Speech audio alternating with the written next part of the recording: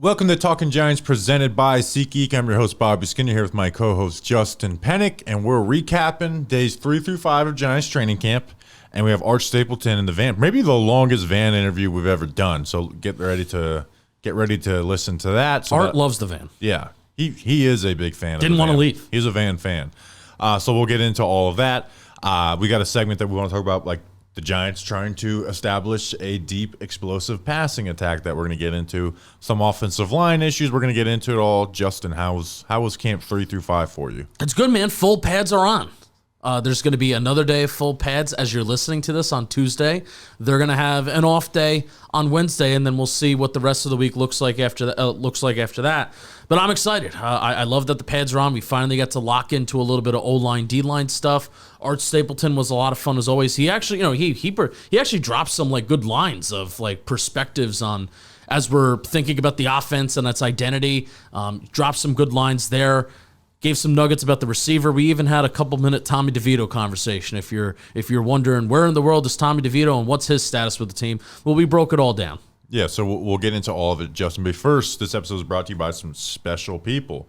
We got Robert Milo Otis. Is it Milo? I don't know. Mykonos. We got Giants Media, not the official media, but that's this guy's name. Maybe it is just the entire Giants Media team joined us as well.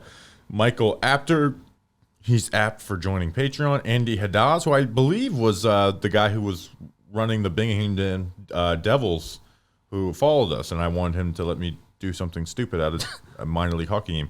We got Ready Haim Fire. Very good. Aaron Al Wine. I actually prefer Al Rum. And then Mr. Mongo. I'm assuming he's a fan of Mike Francesco. Justin, who are these people? Patreon.com/TalkingGiants, $2 a month, plus some other tiers. That's where these wonderful people went, and that's where you can go next. If you want to sponsor a show, Bobby will send you stickers when he's back in the great state of Florida. There's some shirt raffles, and you get to hang out with us live while we're recording the show. Patreon.com/TalkingGiants. Thanks to our patrons. Love you. Also, I want to say, Patreon made this random free tier. I just want and we've had a lot of people sign up. It's just gonna let you know it does nothing. It does absolutely nothing. Nothing. All right, Justin. So the big talk out of Giants camp the last few days, not the most recent day because it was more just fully padded. They were trying to work on running the ball. Has been the Giants throwing the ball down the field, deep passes, right? And lack of success doing that, right? The Giants really tried to push the ball down the field since we did the last pod where they only had done red zone drills. Monday was, like the fully padded practice, like I said. But on those 2 days, Friday and Sunday, they were more scrimmage style practices. Daniel Jones threw the ball deep on 11 of 37 attempts, which is 30%. Much higher than Will Levis's league-leading 22%, but he only completed 3 of 11, which is 27%, and only better than Mac Jones last year in that category. So this segment is not to overanalyze camp stats, and obviously they're not going to do it that much in the season, but I want to talk about their emphasis on establishing this, right? And they're putting an emphasis on creating explosive plays through the passing game, and rightfully so, because they need to push the ball down the field, right? This is this offense's advantage, right? That they need to use. I really think with Brian Dable taking over play calling one, you add Malik Neighbors to this unit, and there is no reason for Daniel Jones to not lead this offense to being much more explosive. And it is on him, right? As long as Andrew Thomas and the rest of the O-line doesn't fall into disarray at the same way that they did early last season, it should be way more explosive than what it has been, right? And my realistic expectation for Daniel Jones in 2024, not prediction, but what I think should be demanded of their quarterback, that they should be top 15 and deep throw rate and top 15 in completion percentage, right? I'm trying not to go on a monologue, but I'm feeling it right now. You have 3 deep threats in Neighbors, Hyatt, and Slayton, right? Last year, Tyrod Taylor, who has been a historically conservative quarterback with the ball, had the 3rd highest deep rate last year because he realized what he had in Slayton and Hyatt, just Slayton and Hyatt, and he trusted it, and he was 15th in completion rate as well on a team that wasn't totally set up for huge success in this area. Yeah, one of the league's highest big-time throw rates, I went and looked at other quarterbacks and be like, okay, what should be the realistic demand? And I looked at Derek Carr. He was 16th in throw rate and 13th in completion rate last year behind an awful offensive line and a receiving group that is worse than the Giants 2024 unit. So there's some other things I want to say, but this if you ask what should this offense be best at, it should, when you look at the personnel, it should be at creating explosive plays. And I think Brian Daboll should, and they should tailor their offense and Art dropped a great line. Like, they need to build this offense around the receivers because they have a possibility of having an advantage there versus other teams' defensive backs, and not about trying to squeeze out, Daniel Jones' best way to have sustained success. Like, the demand should be on the quarterback to adjust to the receivers they have, and not the other way around this season. Yeah, and one of my critiques has been, I think Daniel Jones has been asked to do that in the past through the first month of the season, and then the Giants and the coaching staff, they've had to pivot over the last 2 seasons, and we've had a bad month of offensive football over the last 2 years. Now, they were lucky, not even lucky in 2022. They won football games in 2022, and then it resulted in a lot of bad performances up against much harder teams in 2023. Bobby, I really want to talk about, you're talking about, pushing the ball down the field overall. And I agree with you, and I agree with everything that you said. Like, I feel like we're not even asking for anything crazy. Like, you just said, like, 15th and 16th, like, and that's average. Like, the Giants, us talking about explosive plays and pushing the ball down the field for years now. We've been talking about this since 2020, where we got angry and mad at Jason Garrett and started calling a terrorist for it, right? We've been talking about this for this long because it's been an issue, and it's not even that lofty to want average, because they've been bottom of the barrel every single year. And modern football and good NFL teams, they're doing it at great rates, sure, but for the Giants to get somewhere, for us to move forward as an offensive team, they need to just start doing it, completing it, demanding it at an average rate. Let's start there. Let's get to average, and then we can aim for top 10, top 5, whatever the case may be. What is the ceiling with this team? I don't really know, but I really want to talk about not just throwing it deep, but how and where you throw it deep. So do you have the deep ball numbers for Daniel Jones so far this camp? For this camp, it is 11 of 37 attempts, and he's completed 3 of those 11. Not there was, I guess, 4 of 12 when you consider day 2 when they backed up. But yeah, on the days where they were scrimmage style and not like situational football, 3 of 11. Now, something I want to note is 3 of 11. All 3 have been on the sideline, correct? Mm-hmm.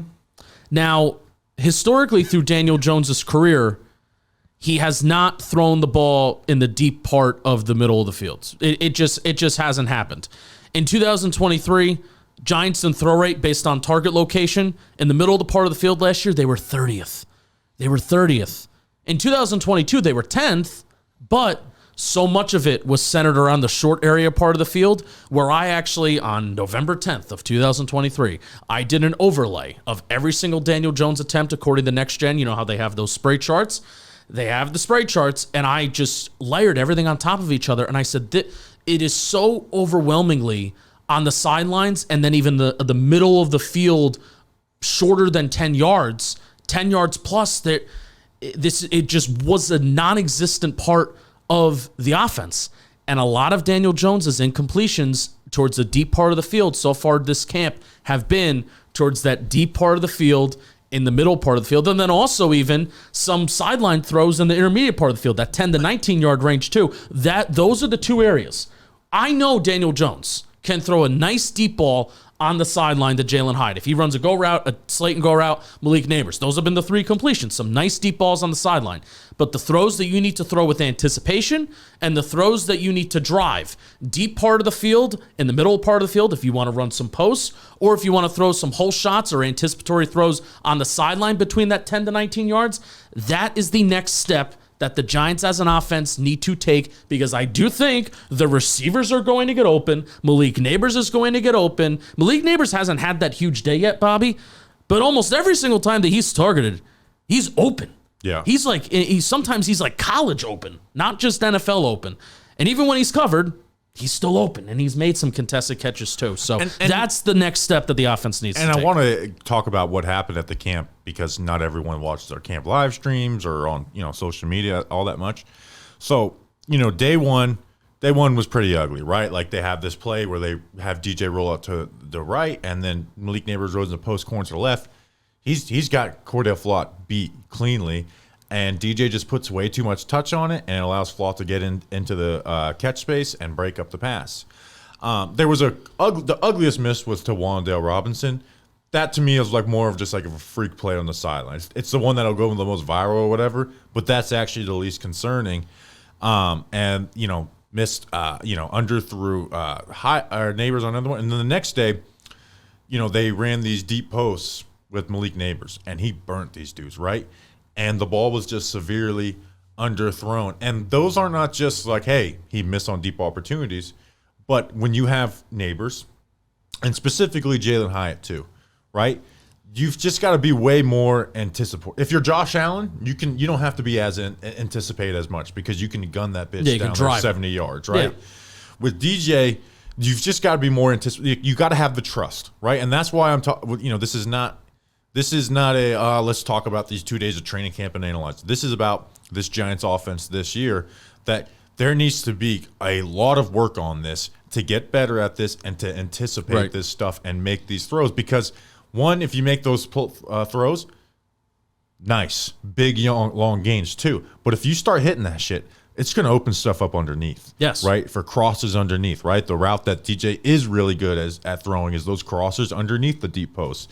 But you got to start hitting the deep post because, one, the guys are going to get open, and it changes the offensive game. So that's where, we talked about. This offense needs to be built around the wide receivers, and the quarterback should be held to an expectation to get the ball to them, right? Yeah. Not okay, this is, the perfect way to run a Daniel Jones offense. We're, going to be super low average depth of target. No, I think it needs to be vice versa this year, right? And Jones has been second to last, and last the 3 seasons in deep throw rate. His completion rate has been a little up and down, right? He was he's completed 20 of 58 the last 3 years, 34%. Ranked 24th in 2021, 9th in 2022, 46th in last year, small sample size. He was 4th in 2020, but we're a ways off that. So, but the point of this is you have guys that you have to just trust are going to get open and throw with anticipation, right? And you even think of the one completion they had in that first practice on Friday.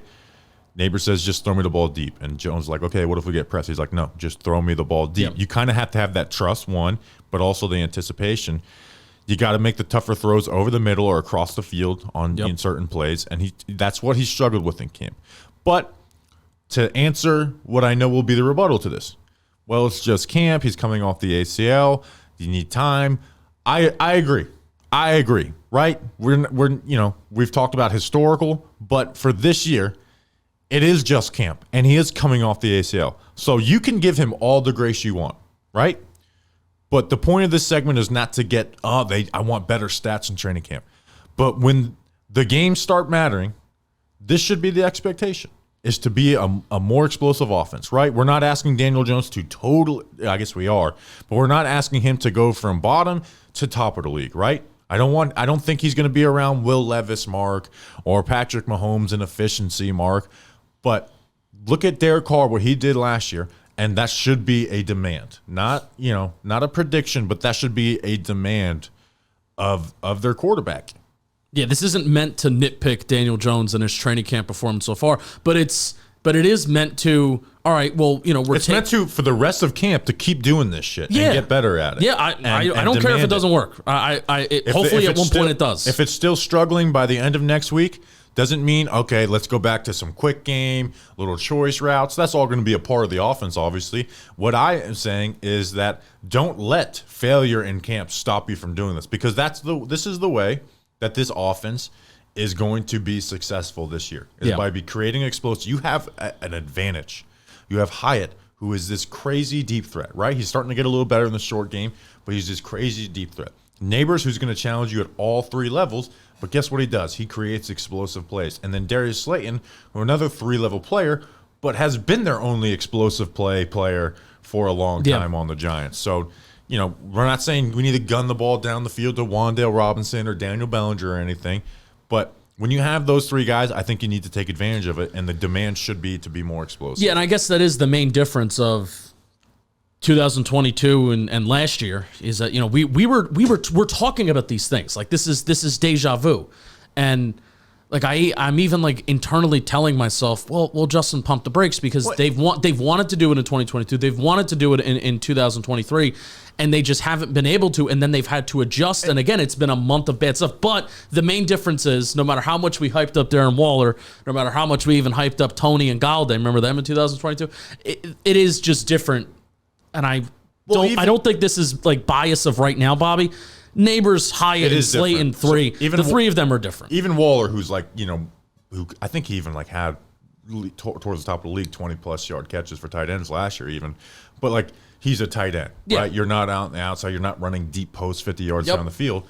Like, so this isn't just like, oh man, explosive play. Like 2022, right? They had Darius Slayton, Marcus Johnson, Isaiah Hodgins, Richie James, right? We weren't in 2022 saying this offense needs to change. No, their game plan for their personnel in 2022 was appropriate. But now with this personnel, it can't look the same way that it did that year or at the beginning of last season. Yeah. Like it needs to look like Arizona on a game in, game out basis, right? There's going to be some times where you're more successful and less successful, but that type of offense that they ran that second half of Arizona, with Brian Dable calling plays, good job on you figuring that out. That needs to be the way they run their offense for the most part on a week in, week out basis. Yeah, you're not always going to get like 6 20+ yard plays in one half, but that type of play calling, right? And guess what? If you do start hitting that, well, guess what? The crosses are open. Yeah, you got more. You have more space on the curl routes or the choice routes and stuff. So again, we are not expecting Daniel Jones to be top 5 in the league in throw rate, top 5 in the league and passer rating and deep throws, but a demand should be top 15 in both categories. Yeah, it probably sounds like we're nitpicking Daniel Jones, and again, that's not the intent. Like we're talking about the offensive plan for this year and what the expectation should be. But then when you put it on a, if you really like narrow it down, like what we're kind of saying, it's we want Daniel Jones to be Derek Carr, and I don't think any Giants fan will disagree with that. I don't think anybody will. Yeah, this is not like, oh, is he our franchise QB? Is he going to be back? No, this is a this year conversation. This is a 2 Giants fans having a conversation about how we can be successful this year and a path in which we can do it. Justin, before we get into the next topic, I want to talk to you about DraftKings. By the way, I've been doing pretty good on DraftKings betting on the Yankees. Bet on 2 games in a row. They've won both those games. Wow. Bottom of the 9th, 2 outs, bases full, down 3. You like Jazz? I do like Jazz. I mean, I'm a big Marlins fan, so I like him. The crowd on their feet. The drama of baseball is real. And so is all the action at DraftKings Sportsbook. From the first pitch to the final out, DraftKings has you covered in same-game parlays, live betting, odds boosts, and so much more. If you're new to DraftKings, you got to check this out. New customers bet $5 to get $150 in bonus bets instantly. DraftKings also has you covered with same-game parlays, live betting, odds boosts, and so much more. Download the DraftKings Sportsbook app and use code WORLD. New customers bet $5 and get $150 in bonus bets instantly. That's code WORLD only on DraftKings. Remember the code, right? It's not the most obvious code for our show. So WORLD, the crown is yours. Gambling problem? Call 1-800-GAMBLER in West Virginia. Visit I'm conducting, I'm sorry. www.1800gambler. .net. I'm gonna disclaimer stab you if you keep doing that. And in West Virginia, visit www.1800gambler.net. In New York, call 877-8-HOPE-NY or text HOPE-NY 467-369. In Connecticut, help is available for problem gambling. Call 888-789-777 or visit ccpg.org. Try me. Say I won't. Please play responsibly. On behalf of Boot Hill Casino and Resort in Kansas. 21 plus, age varies by jurisdiction, void in Ontario. Bonus bets expire in 168 hours after issuance. See dkng.co/baseball for eligibility and deposit restrictions, terms, and responsible gaming resources. Be glad you did. I ended it. So again, we got to be quick because we're almost 20 minutes into this. Yeah. So this is a quick topic. So John Michael Schmitz has been out with a shoulder injury. It doesn't seem like a long-term injury. And then Neal does seem it might be longer than expected. But Jermaine Eleanor has been at right tackle. I think he's going to stay there. But this is not that. Here's where again, I'm once again talking about the offensive line depth because our thing is like, well, one guy gets hurt, we move guys all around. And I'll keep this short. What I think the Giants should do going into this season is there is guys who can be your backups available, right? Or maybe even a starter in Greg Van Roten's role. Now, I've had some people who have actually watched Greg Van Roten. They're like, he stinks, right? And honestly, I haven't watched his film, but his stats are lying. But I still think he's someone the Giants should bring in if he's been a guy who's been able to start all these games in his career. Yep. Had a good statistical season last year. I still think he should be brought in because we're talking about the Giants' current offensive line. We're not. If we were the Lions, I wouldn't be saying go get Greg Van Roten. But I think the Giants should go out and get Greg Van Roten. Even if it costs $3 million per year, I think they should go get him because, one, now that Jermaine Elamor is at right tackle, you have Aaron Stinney at left guard. I think Stinney should be a backup, right? I believe Stinney to be a backup. But with JMS out, they've also moved John Runyon to center. And now so let's just say JMS, right, goes out in a game this year. So now you have Aaron Stinney, who was your plan to be back at left guard. You have John Runyon moving to center, and they've been putting an undrafted free agent in Jake Kubas, who undrafted free agent we liked, but still a rookie undrafted free agent out of North Dakota State. He's held his own at starting at guard, right? That's just not a good plan. So again, I want to keep this short. If I were the Giants, I would go sign Greg Van Roten, unless he's demanding $5-6 million per year. If it's $3 million per year or $3 million for 1 year, get it done. I also would bring back this name we've said a lot on the show, Nick Gates, as your backup center, right? We know, I think because, our relationship with Gates and stuff, people act like we think he's a superstar. We know what Nick Gates is, right? He's not the player he was before his injury, but he did look good at center in 2022. He struggled in Washington last year, right? Even though his PFF passing grade was 12, we don't use PFF grades. But we know what Nick Gates is. We don't think he's the hero of this team. But if you go get Greg Van Roten, you get Nick Gates, and you have what I've been asking for all offseason, is you have backups, right? If the Giants, someone on the starting group gets injured, you should put the backup in. If JMS gets injured, Nick Gates should go in. If John Runyon gets injured, Aaron Stinney should go in. If the tackle, if Jermaine Elamor goes in, Evan Neal should go in. The only starter that I want moving his position at any circumstance on this Giants team is if Andrew Thomas goes down, I want Elamor moving to left tackle. Yeah. Again, I want to keep this short and sweet, but to me, that sounds like a not some crazy plan. I think it's a very simple but effective plan for this Giants group where you can have your 5 starters and then you can have 3 backups who have started a good amount of games in their NFL career.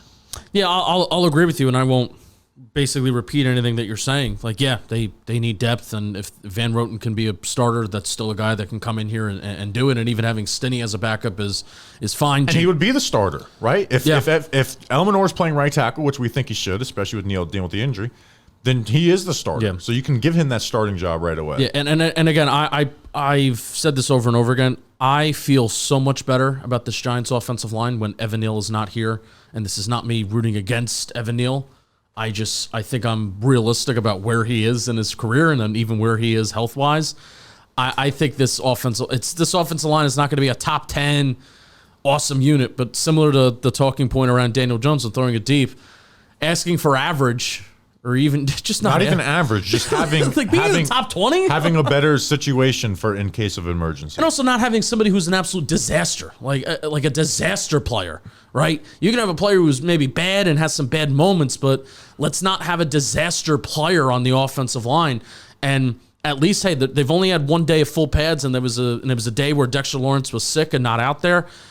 They ran the ball a lot. I thought they moved well. I thought they moved together well. They moved up to the secondary level well. So again, only 1 day, no Dexter Lawrence, which will give the offensive line some good competition, especially the interior guys. But I just feel the unit is a whole lot more stable when Evan Neal is just not in the lineup. And again, Evan Neal at this point is a backup. But this is more about, to me, John Runyon moving to center while John Michael Smith is out, right? If you think Austin Schlottman is a good enough backup center, or if you think he's better than Nick Gates, sick. If that's what your evaluation says, do it. But make him the backup center. Moving John Runyon, who's played 3 snaps his entire career at center, his career at center is just not a good idea. And he was having bad snaps. And here's the thing. It's not just about having good backups. It's about making your starters be able to just work on their position, Yeah. right? It's a lot less stressful and it's a lot easier to prepare. And there's a grind of an NFL season. If John Runyon's not going to worry about his fucking snap placement, right? That's big. Again, the only player on this starter on this offensive line who should switch positions, and if injury happens, is if Andrew Thomas gets injured, Jermaine Elmanor goes to the blind side at left tackle. Yep. That's the only guy who should be switching sides, positions, anything from this starting group. And then you get your 3 backups of Gates, Schlotman if you think he's better than Gates. It's Aaron Stinney to Van Roten and Runyon, and then Evan Neal at tackle, right tackle specifically. Yeah. I think there's so much more that we talk about. We talk about a lot more in our camp live streams. I have some thoughts on the secondary, but really Art Stapleton does a great job of breaking it down. The one thing I will say on the defensive side of the ball and then that secondary, the Cordell Flott situation is progressing not great. Andrew Phillips has had a really some good plays and some flash plays, especially against the run. First full day of pads.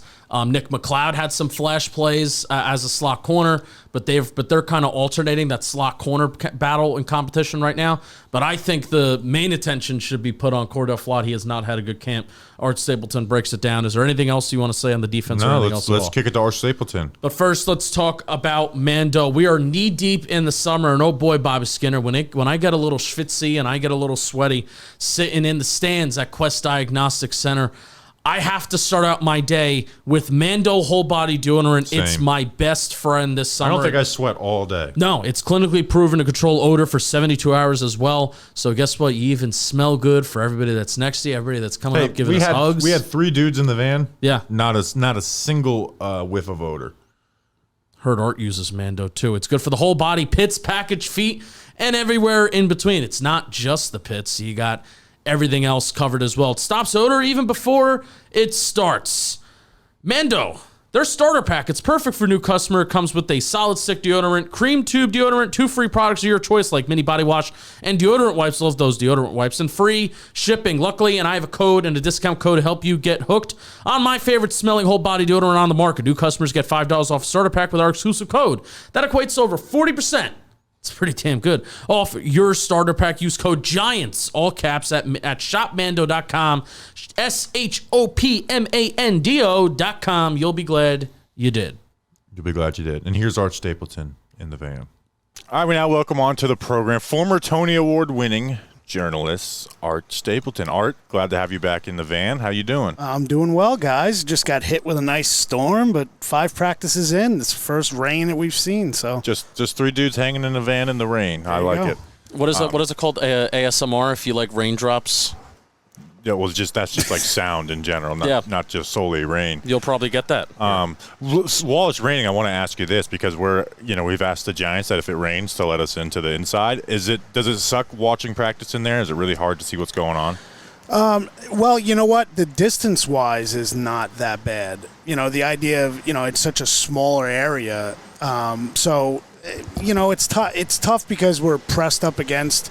They have like a tent in there that has been there from COVID times that they never got rid of. They use it as like an outdoor meeting area.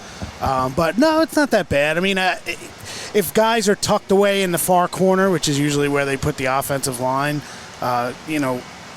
conspiracy theorists believe that further away from the media, the less we write about. Yeah, I noticed that today. Yeah, today was rough. I was all ready to be plugged in on O-line, D-line 101s, and they put it so far away. Yeah, Time I out. was a little upset about that one. Time in. We were talking about the practice, but so let's get back to practice now that we figured out our air conditioning situation. We'll leave it open ended. What's been your biggest takeaway through 5 practices? You know what? It's interesting because I think, like we were talking about before we came on, the idea of doing all team drills 7-on-7 and no 7-on-7, the 11-on-11, really, brings a different feel for practice because right out of the gates, they're testing Daniel Jones's timing with his receivers and especially guys who he's worked with in 7-on-7, but not necessarily in a team scenario. I don't think they ran 11-on-11s down the lake in North Carolina when he went on his QB receiver jaunt. But, I think that's been one thing. And the other thing with Dable on the headset calling the plays, I think the pace of the offense has been higher to start out camp than I think it has been the last 2 years, just based on his intensity, his purpose, what he wants out of the guys, and a lot less rotation with the receivers with the first team. You think you pretty much get the top 4 guys at a receiver, and that's it. And I think it's more purposeful early on in camp, and I think that's actually reflected in some of the plays that they've been able to hit on, but also the plays that they haven't been able to hit on, and it comes back to the quarterback and the timing and whether or not that's going to improve over the course of the camp. Has Dable talked about what he wants to accomplish on offense differently so far this year, especially like you said, because it's clear that the practices are different. There is 11 on 11, very little 7 on 7, if not any. The intensity has kind of picked up with him calling plays. You mentioned the pace at which they're calling plays as well. So has he talked about, at least with the media, that there's a difference? Oh, there's a difference here in Brian Dable's tone or voice or whatever. No, I think that's a great question for me to ask tomorrow. Because I do think that is it's an obvious thing that we've noticed early on. I think that the deep ball. We know they want the deep ball to be a part of this offense, and they can't just leave it to the quarterback and say, well, if it's there, take it. Neighbors got a lot of attention the other day for, telling Daniel Jones, just throw it. Trust me, throw it. And I think, that's kind of been a knock about Daniel, and it's been his career. We want to talk about processing and all that stuff and the injuries. But the reality is that, when you've looked at, him being able to take those shots, it's been an up and down thing in his career. Yeah, for sure. When he was a rookie, he was fearless. That's why Pat Shurmur put him out there and said, this is a guy that is going to take shots. Evan Ingram, I remember in practice telling me, Daniel Jones, he does not have a fear. He's going to throw the ball into traffic. And I think once they got with Jason Garrett and Joe Judge, they neutered him. They took that away and said, we need you to protect the football. Now, part of that is perception, right?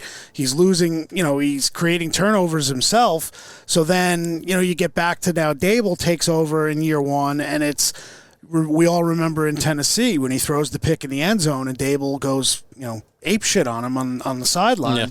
Yeah. But it was basically, look, you've got to be aggressive in this league. You cannot play quarterback in this league and not be aggressive. That was mentioned this morning. Dable said something to that effect about being a quarterback in this league. You have to be able to throw into tight windows. You have to be willing to throw into tight windows. So I think that's kind of where they're at offensively. That's what I would say. Dable's, his attitude, the way he approaches calling the game, I think he's fearless. I don't know if Mike Kafka second-guessed himself at all when things started going poorly last year, but I also know that, look, what Joe Shane said on Hard Knocks about the offensive line in Miami was true. It wasn't about the offensive line the entire season. It was about that one day. I mean, they were not going to get anything accomplished offensively that day, according to Blueprint, because of who they had on the field, and that's a big part of this. Yeah, and Andrew Thomas needs to be healthy for really anything to work. We put our player profile. I looked up stats the last 2 years. They have 8 more points per game with and without him. It's obvious how important he is with the rest of the offensive line. No doubt. But you mentioned the career trajectory with Shurmur to Garrett, now Dable. The first 2 years under Dable, they tried to be a little more aggressive, especially year 1, and then they kind of tamed things down. Under Daniel Jones. Year 2, it was up and down on what exactly they're trying to do. But this year in camp, even in the first year or the second year, even last year when it was at its best, we hadn't seen them push the ball down the field last year, but they also have Malik Neighbors. They have Jalen Hyde in year 2. You have Darius Slayton.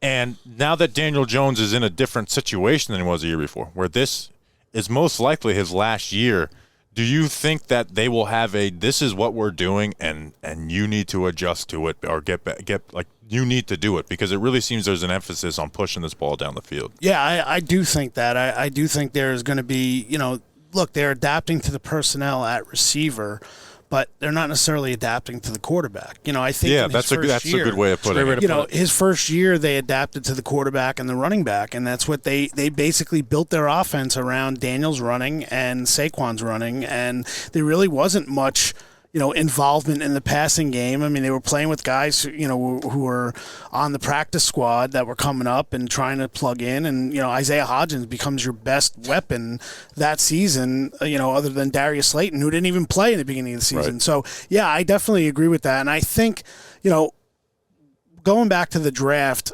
I know Joe Shane was quoted on Hard Knocks as saying, the idea of, if we can't move up to get a quarterback, when he said in the meeting with Mara and Tish and Dable, the idea of, if we don't get a quarterback, we're going to get a weapon for Daniel. Mm-hmm. And I don't know necessarily. I think maybe let's just talk about 2024, and it is for Daniel, but they didn't pick Malik Neighbors for Daniel Jones. They picked Malik Neighbors for this offense and the offense that Dable wants to run. Yeah.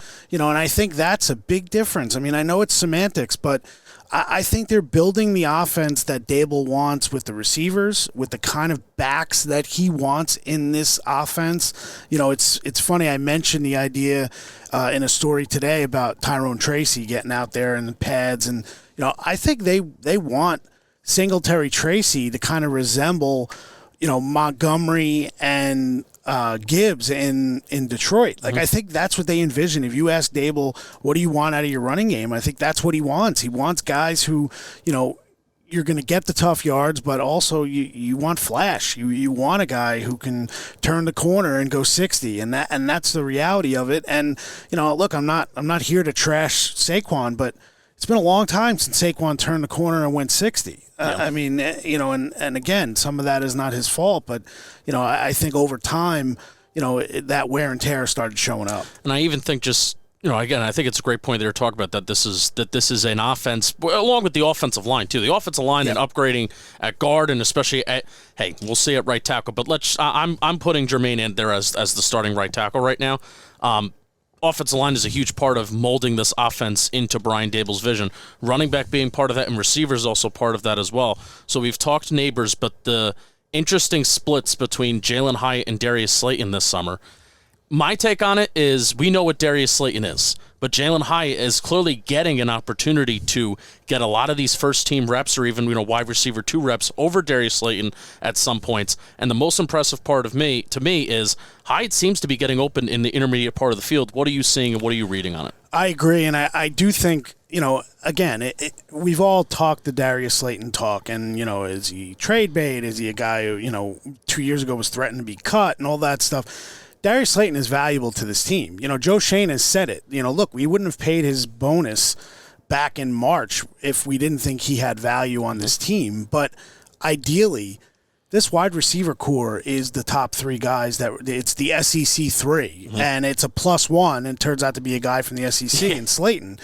But if Hyatt can be a guy that they can rely on other than just running deep, now you can kind of create things and move guys around and have Hyatt in the slot on one play, and then you can have Neighbors motioning into the slot, then you have Wandell inside. Yep. But the reality is, to me, the top of the depth chart, what they want going forward is Neighbors, Wandell, and Hyatt, and then Slayton is that 4th guy. And look, the best teams that the Giants have had, Amani Toomer was essentially the 4th guy in 2007, and the way things played out, he became much more of a weapon. I think Hyatt, his maturity into year 2, again, it'll be fun to see them against Detroit in the joint practices, but I do think that's a great point. The idea that, where is Darius Slayton? You know what you have, but also, how many opportunities is he going to get if you get everything you want out of your top 3 wide receivers? Yeah, it's clear everyone should want Hyatt to be that guy, but like you said, he needs to get open in the short intermediate, or you just can't be a part of progressions, which Slayton has proven he can be. Another part, like quote unquote receiving room, the tight end room. It's basically impossible to get a read on how they feel about any of these guys besides Chris Manhertz being a inline blocker. Beast. He's a nut. I loved him since we signed him. Like he's been in the league for like 12 years and has 150 yards, and I love him. I don't think there's any reason why you shouldn't. You watch him, and it's funny. You can confuse guys. You see guys playing. You see Theo Johnson, he's a tight end, right? I mean, you see Manhertz, and you say, is that a tackle? Like, is that Marcellus Johnson? Yeah. You know what I mean? I wrote yesterday, I think, that Manhertz is probably the best blocking tight end they've had since Martellus Bennett in 2012. Like that, he's that kind of inline guy, and it kind of sets you up in the red zone to be able to use a guy like that because he's actually a pretty good receiver. I mean, today he caught a pass, I'd say it was about 15, 20 yards when everybody just emptied out and Manhertz released. I think Theo Johnson is going to be a guy now over the next week or so that they're going to see working more and more into the passing game. Now that he's back from the hip flexor. I think Bellinger still has a role on this team. I don't know if he's going to have, look, we mentioned Manhertz, you mentioned Theo Johnson. Bellinger is not the dynamic blocker that Manhertz is, and he's not the dynamic receiver I think that Theo Johnson is. Agreed. So where does Bellinger fit? Well, he's that third guy. It doesn't necessarily mean he's not going to start, but if they're in certain packages, you may want to go Manhertz and or Theo with Bellinger because then you're kind of, setting the defense up a little bit. So tight end is definitely an interesting spot. Today, what happened is that I'm interested to see what happened with Lawrence Cager because Cager has been really playing well the first 4 practices. It seems they love Cager every single year. Something happened to him today. He stopped midway through practice. He was with the training staff, and then he didn't go back out on the field the rest of the practice. So I'm wondering what that injury is, and obviously if it's something that's going to keep him out, sometimes it's hard to read body language, but I almost knowing Cager from watching him, it just seemed like he was frustrated a little bit that they weren't letting him get it back out there because he knows what's at stake. I mean, you're in that position where you're making a push for the roster, and now if you have to miss a day, 2 days, a week, now you kind of lose those reps. So Cager is one that I'm interested to see because I don't know if they keep more than four tight end. I mean, if 4, it's going to have to be somebody that really, really pushes at the end, and maybe you keep a Cager because you're worried that a team might try to scoop him up at some point. We'll see. Yeah, it's a fascinating dynamic in that tight end room because Lawrence Cager isn't necessarily competing in my brain with Chris Manhertz and Daniel Bellinger from a blocking standpoint. Lawrence Cager needs to stand out that much as a receiver to really, or if they just want to carry 4, and then the conversation gets a lot easier. But still, it's a guy. It just seems like they love him, though. Yeah, it just seems like a guy that can add 15 catches. He got playing time, right away in 2022. Last year they kind of tried to turn him into, Waller insurance, and then that didn't really pan out. And he's getting like the first team reps, half the time. So it helped that Theo Johnson was on the sideline on PUP, right? I mean, those opportunities. I mean, that's when he has to take advantage of it. Now, if he is on the sideline for a little bit the next couple of days, and again, I don't know. I wasn't able to check on it because right as soon as we got out of here, I came over by you guys, but. If he's down and if Theo is now working his way back in, now those reps that Cager was doing well with in the first couple of practices, if they're going to Theo and Theo starts making plays, now you're talking about a 4th-round draft pick versus Cager, and then you look at it, and to use Tommy DeVito's, gamble reference yesterday, I think they would probably gamble that they can get Cager back to the practice squad rather than having someone claim him. And then if it's on Cager's mind, do you want to come here or do you want to go somewhere else for an opportunity? I would lean towards saying he'd want to come here because he's that close to getting really, legitimate playing time, but that's, a month from now. You know what? I'll pivot. Was that Tommy DeVito? Did he say that like in front of you, in front of the reporters? Yeah, I was there. Reference. So what was his demeanor like when he said it? I could tell you. I'm telling you right now, guys, and you guys know how it is. It was framed completely different than in the reports this morning. Yeah, so in case people didn't hear it, what was the overall quote? What Tommy was saying is that, the idea was presented to him, and it was a group of four of us, I think it was. I know myself, Jordan, Ryan Dunleavy, and Daryl Slater were with him. There may have been one other person, but we were with Tommy. And, the first idea was, well, this team, this regime has only kept 2 quarterbacks on the active roster. And, my take is, well, I mean, I've talked to Tommy beyond this, away from here a little bit, and he knows the deal. I mean, you give Drew Lock $5 million. Drew Lock, the only way Tommy DeVito beats Drew Lock out is if Drew Lock is hurt. Right. They're not going to pay Drew Lock $5 million to sit on the bench and put DeVito in. So, what DeVito was saying is that, look, I know the deal. Like, all I can do is do my job this summer and make a decision. Make them make the decision. Make them make the decision to basically keep me and keep 3 or waive me. And if they waive me, I don't have control over that, and neither do they. If someone's going to claim me, that's the gamble that they have to be willing to take, that if another team wants to claim him on waivers, he can't do what he did last year, which was in the parking lot right over there, essentially take calls from Bill Belichick saying, we want you to come up and be on our practice squad, and we'll give you an opportunity to win the number 2 job. And DeVito just didn't have that gut feeling. He figured that, a week later he was going to be cut in New England, and then what? So he came back here. He wanted to be here, and he saw the signs. So the idea, this was not Tommy DeVito being cocky, saying, you want to take the gamble and lose me, you're going to lose me. I mean, Tommy DeVito wants to be here, guys. Tommy DeVito is not Tommy DeVito in 31 other cities. Yeah. You think he's going to go to the Jets and be Tommy DeVito? Okay, maybe. So 30 other cities. That would be fun to see him on the Jets. And he loves Aaron Rodgers. I mean, Aaron Rodgers is his guy. So imagine him backing up Tyrod. Imagine instead of Daniel Jones, you have Aaron Rodgers with Tyrod and Tommy DeVito. But look, I think I know Tommy. Tommy DeVito is not. It was not said in a cocky, well, if they want to gamble and lose me, they're going to lose me. I mean, he wants to be a Giant. He wants to be here. He no longer lives at home, which is a big thing. And as I wrote today, it's that's not an update. I didn't know that. He's not necessarily Tommy Cutlets. He loves sushi, but Tommy Sushi doesn't sell very well. But I think, look, I think it was misconstrued. We're searching for stuff.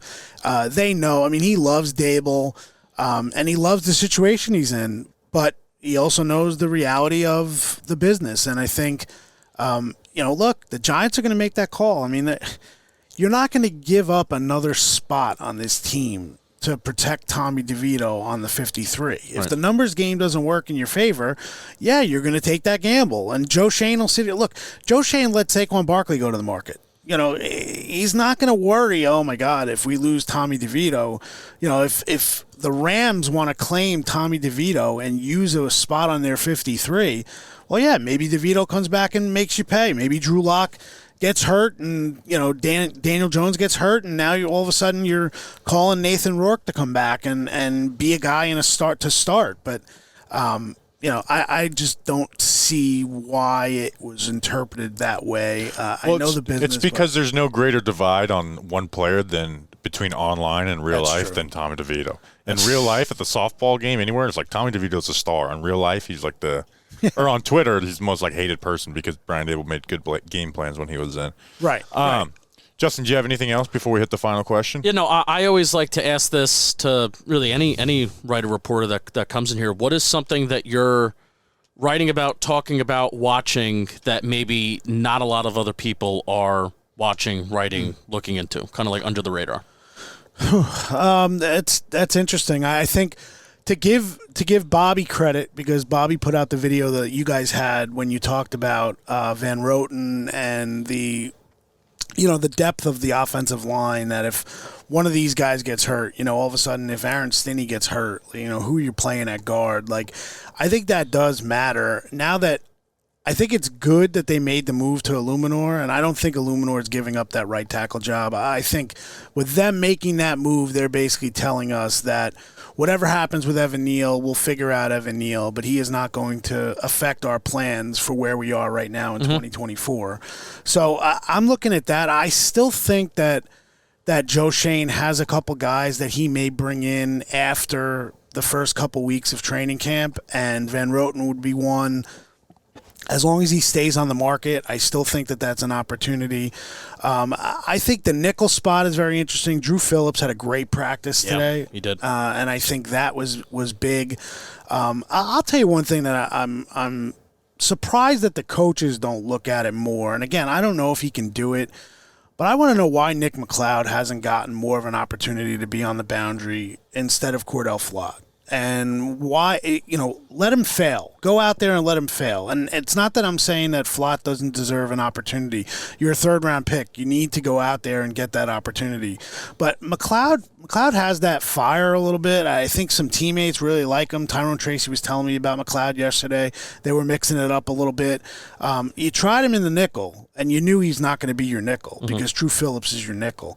He's looked good in there, too. He has. I want to see if McLeod can play on the outside a little bit. I want to see if that's going to be a spot, and if not, where do they go? What guy do they bring in? I don't think it's going to be Borders, who they signed yesterday. I think that's just kind of a camp situation, or trades. I made a list the other day. It's ridiculous, but I made a list of guys who I think might shake free at some point. Trey Avery is a guy down in Tennessee.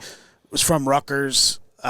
He actually made a play in camp the other day. So when he popped up in someone's tweet from Titans camp, I was like, maybe he's doing well. But there's got to be some guys here that they lean on their pro personnel department. And for the most part, their pro personnel department has done a pretty good job of finding guys who kind of fit what they're looking for. So that would be my thing, is that I think over the next 2 weeks, you're going to have maybe one or two guys.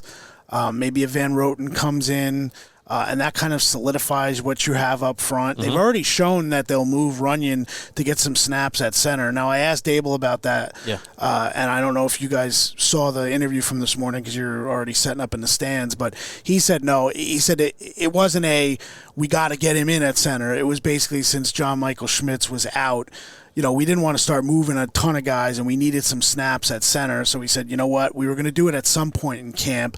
Let's just move Runyon over a little bit, split some reps in first team, drills, and then, see how they do. I mean, I don't think that's an option, but it's certainly an emergency plan if they have to. So that's kind of, I know that's a long-winded answer to your question, Justin, but I think that's kind of what I'm looking at. That's where my head is at in terms of what moves are coming down the line. Yeah, what's coming down the line, because I don't think they're done. I think what we've seen on Hard Knocks is that, Joe Shane relies on his front office and his personnel staff.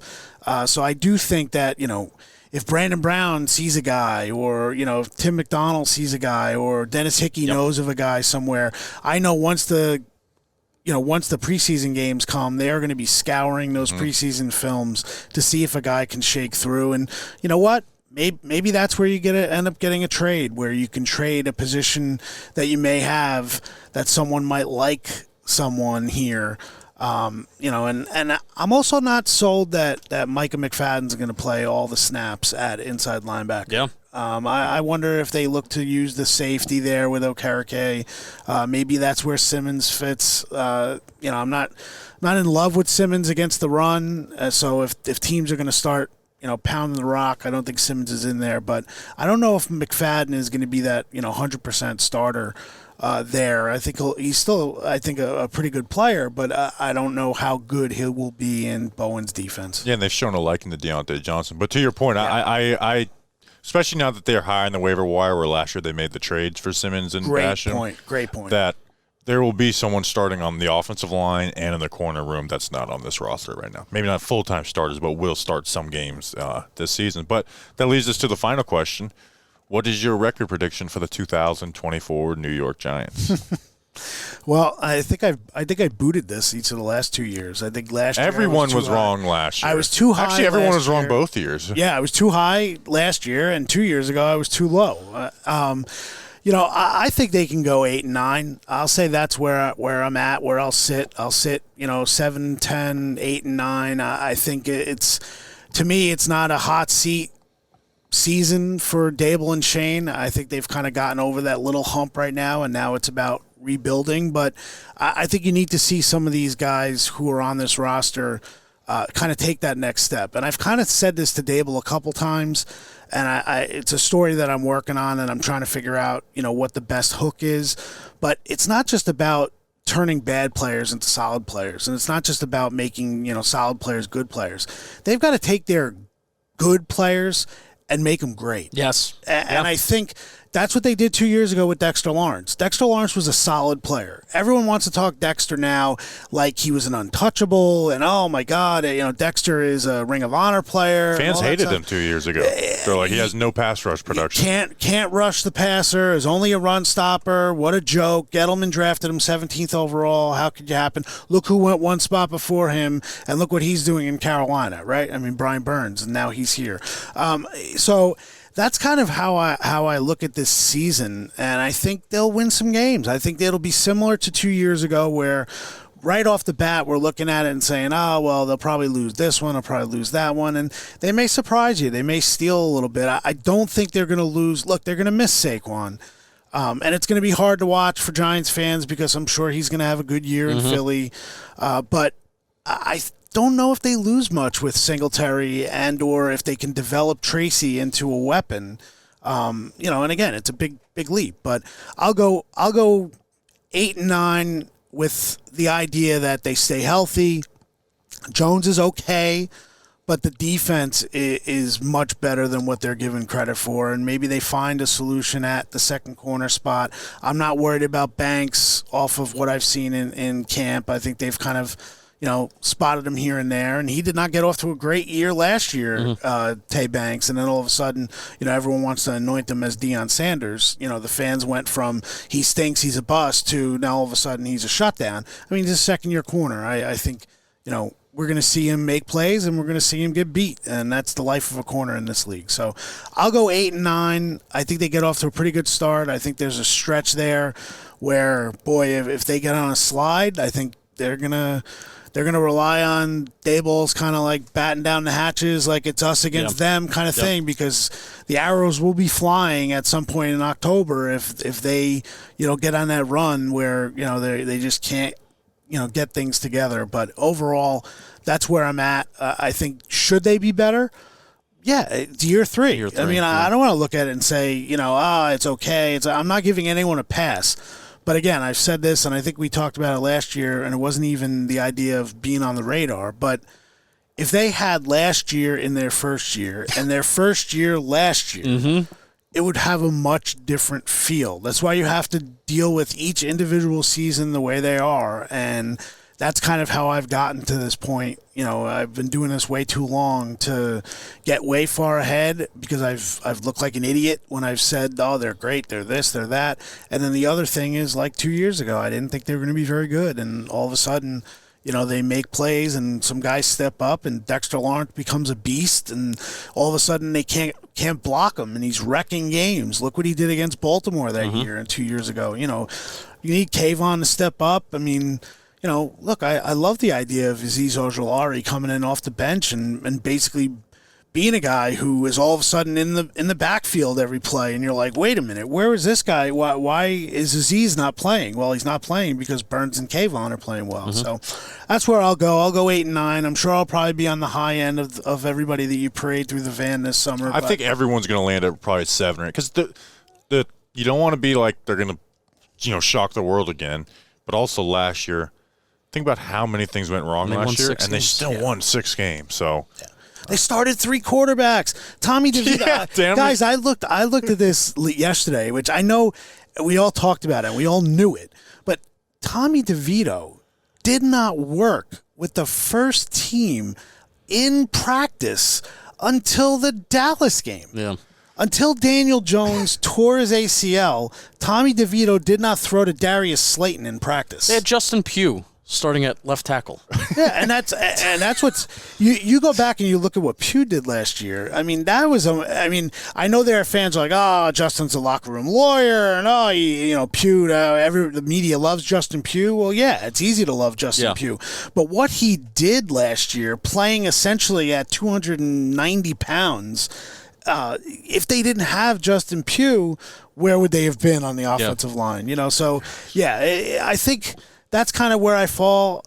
Could things go disastrous and all of a sudden you're calling into question whether or not this coaching staff or this front office is hitting? I mean, look, they need players to hit. I think the process is right, but I think they need players to hit. You can't have, McKeithen out of the league, and Azudu can't play, and, Flock can't play. I mean, these are draft picks that you took that need to be a foundation in your team. That was the biggest problem with the end of the Jerry Reese era and essentially for the Dave Gettleman era, is that you didn't have to hit on guys to make them stars, but you have to hit on guys who stick here, who stay here, be foundation pieces. Cordell Flott, if he's a third or a fourth corner and he can play, then that's good enough. You know what I mean? I don't need Cordell Flott to be your starting corner on the boundary. But if he's out there, I'm not ready to say, oh, well, I'm going to give him a pass because he's a draft pick. I mean, he's got to play. He's got to, I think those offensive linemen really have to develop this year. I don't need Josh Azudu to be a starter, but I need a Josh Azudu if he's got to play swing tackle. To not be the worst player on the field. Thank you. Don't go out there and embarrass yourself. Yeah. Don't get so emotionally distraught that you're shedding tears after the game because you gave up a block that cost your quarterback a neck injury that kept him out for how many games. So that's where I'm at. But you guys keep up the good work, man. It's amazing how this has taken off from a couple of years ago. Oh, this is our favorite time of the year, training camp. You guys do a great job, and there's room for all of us. Do you want some? Do you want some Captain Morgan? This interview is sponsored by Captain Morgan. You want some Captain Morgan in the car? I did. Not in the car right now, or can I get it after the? You car? Get it after the. Okay, then afterwards, yeah, absolutely. Art gave me a great idea with that. There's room for everyone. Is that we need to do one big giant interview in this van? We have 1, 2, 3, 6. We have room for 13 people. I have a lot of microphones. Funny. I have a lot of microphones. That actually would be very funny. That is something we're going to make happen eventually. Maybe we'll get a few players in here at the same time too. Wow. So Giants 100. We'll get our guys like Soybird. Giants 100. We'll get Soybird and some of those guys. If you bring in Snee and O'Hara, like you can actually fit 4 or 5 across. So here's the thing: we're gonna be going to some other training camps when the open sessions end for the Giants. Maybe we'll come up here after practice and get everyone in the van at one time. That's great. It's a great idea. Probably won't happen. All right, that's an interview. Thank you again, Art, for jumping on. We will see you when we see you. Sounds great, guys. All right, thank you to Art Stapleton for coming in the van with us, and that van interview was sponsored by our friends at Captain Morgan. Did you know that they are the official spice rum of the NFL? Are you okay? You just had some bad wording, but it's okay. What did I say? I'm not going to repeat it. The listeners know what you said. Our friends? I'll tell you off air. I'm not going to repeat it. The listeners know what you said. Oh, no. All right, well, can't wait for those comments. And you want to know why I'll appreciate those comments? It's because I know you watch to the end. The NFL season is upon us. You need the right players in the game at the right spots, and sometimes you just got to spice some things up like I did by throwing some word vomit out there. And the same goes for your drinks. When it gets bland, try Captain Morgan, the original spice rum. It's delicious and crisp. It's perfect for game day with friends. Spice it up like Bobby likes to spice things up by throwing glass bottles above my head. Visit CaptainMorgan.com to find Captain near you. Please drink responsibly. Captain Morgan, original spice rum, 35% alcohol by volume. Captain Morgan Rum Company in New York, New York. You'll be glad you did. You'll be glad you did. Thank you to Art Stapleton. Yeah, thank you to Art Stapleton. So check out the player profiles the rest of the week. Friday, I don't know who I think we're going to try and get Dunleavy, but we'll figure that all out. Again, if you see us at training camp, come say hello. We love talking with everybody. It's been training camp is the most fun time, not just because we get to go watch the Giants, but it's like we get to, talk with everybody, and we truly do enjoy it. So we will see you tomorrow. Until then, let's go Big Blue.